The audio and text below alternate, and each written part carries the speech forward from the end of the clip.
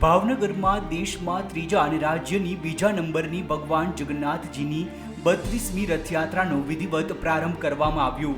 ભાવનગરના મહારાજા વિજયરાજસિંહજી તથા યુવરાજના હસ્તે છેડાપોરા અને પહિંદ વિધિ કરીને રથયાત્રાનું પ્રસ્થાન કરાવ્યું।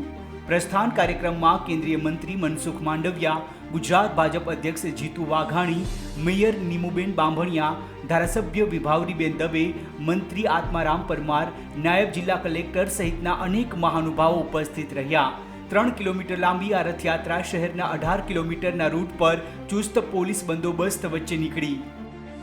34મી શોભાયાત્રા નીકળી રહી છે।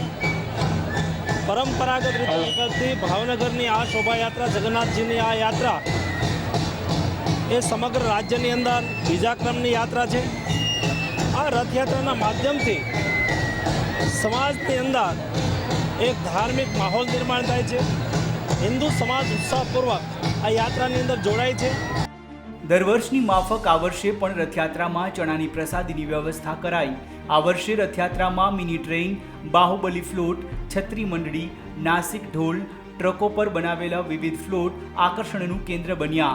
આ રથયાત્રામાં 100 ટ્રક, 5 જીપ, 25 ટ્રેક્ટર, 15 ચકરડા, 2 હાથી, 2 ઘોડા અને જુદી જુદી રાસ મંડળી, સત્સંગ મંડળો, ઢોલ નગારા, ધાર્મિક સંસ્થાઓ, સામાજિક સંસ્થાઓ દ્વારા બનાવેલા વિવિધ ફ્લોટ્સ વગેરે જોડાયા।